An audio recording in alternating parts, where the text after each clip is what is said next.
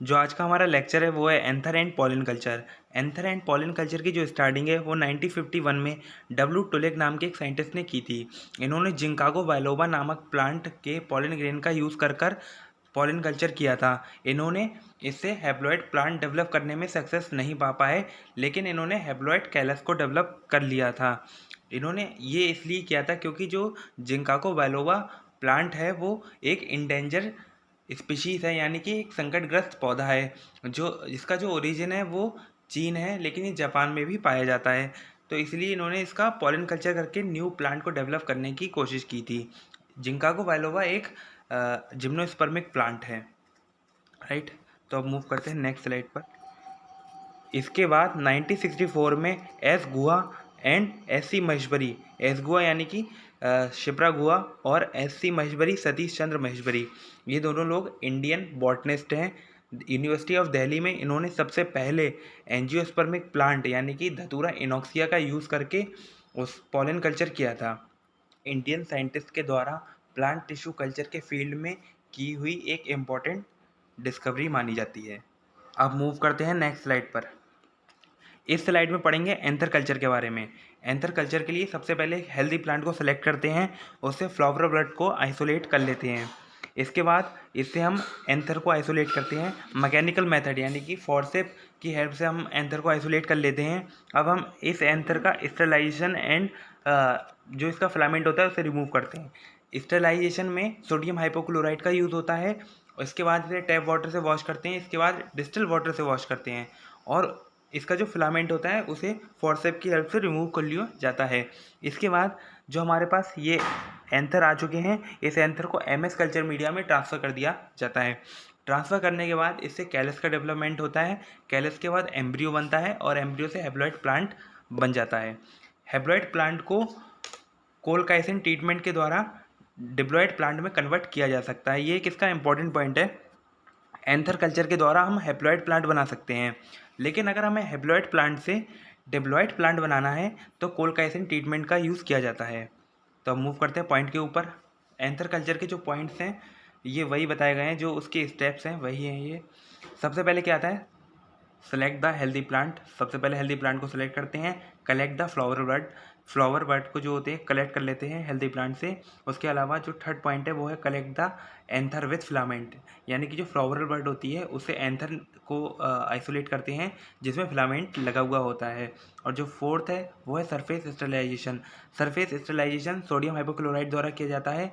इसके बाद जो होता है टैप वाटर से 5 से 6 बार वॉश किया जाता है। उसके बाद डिस्टिल वाटर से वॉश किया जाता है और उसके बाद क्या किया जाता है, जो फिलामेंट होता है उसे रिमूव किया जाता है। एसेप्टिक कंडीशन में ये पूरी प्रोसेस होती है।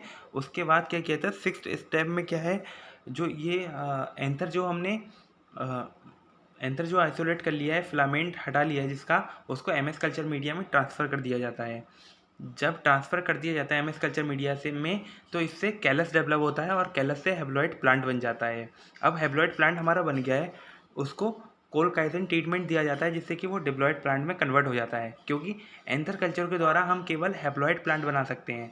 हैप्लॉइड प्लांट से डिप्लॉयड प्लांट कोलकाइसिन ट्रीटमेंट के द्वारा बनाया जाता है।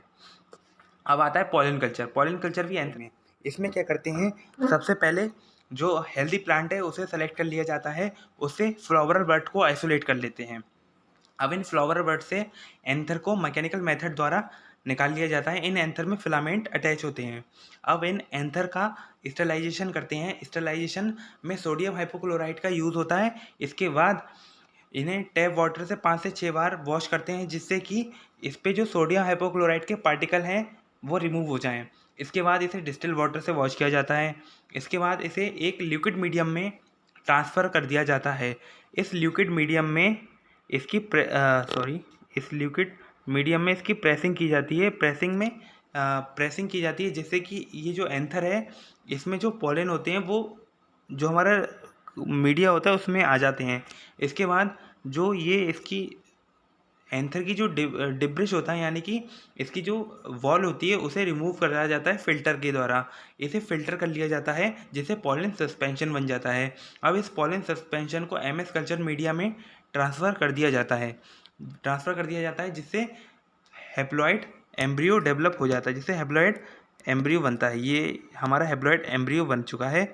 अब इससे हैप्लॉइड प्लांट बनता है। कोलकाइसिन ट्रीटमेंट के द्वारा इससे हैप्लॉइड प्लांट को डिप्लॉइड प्लांट में कन्वर्ट किया जा सकता है। जैसे कि एंथर कल्चर के द्वारा हैप्लॉइड प्लांट बनता है, वैसे ही पॉलन कल्चर के द्वारा भी हैप्लॉइड प्लांट ही बनता है। और हैप्लॉइड प्लांट से अगर हमें डिप्लॉइड प्लांट बनाना है तो कोलकाइसिन ट्रीटमेंट का यूज़ होता है। ये स्टेप्स हैं पॉलन कल्चर के। सबसे पहले स्टेप में हेल्दी प्लांट को सेलेक्ट करते हैं। जो सेकंड स्टेप है उसमें फ्लावर बड को सेलेक्ट करते हैं। और जो थर्ड स्टेप है उसमें फिलामेंट को रिमूव करते हैं और सरफेस स्टेरिलाइजेशन किया जाता है। और जो फिफ्थ स्टेप है उसमें क्या किया जाता है, ये जो हमने एंथर से फिलामेंट को रिमूव कर दिया है, अब हमारे पास एंथर बचा है। इस एंथर को लिक्विड मीडिया में ट्रांसफ़र कर दिया जाता है। अब इसे जो ग्लास रॉड है यानी कि शीशे की जो रॉड होती है उसे दबाया जाता है, जिससे कि जो एंथर में जो पॉलन प्रेजेंट होते हैं वो लिक्विड मीडियम में आ जाते हैं। अब जो एंथर हमारे पास बचा हुआ है, जो खाली एंथर है, उसे टिश्यू डिब्रिश कहते हैं। एंथर टिश्यू डिब्रिश कहते हैं। इसे रिमूव करने के लिए इसे फिल्टर यानी कि जो पूरा लिक्विड मीडियम है जिसमें एंथर टिश्यू डिब्रिश मौजूद है और पॉलन मौजूद है, उसे फ़िल्टर किया जाता है। जब हम इसे फ़िल्टर कर लेते हैं तो हमारे पास पॉलन सस्पेंशन आ चुका है।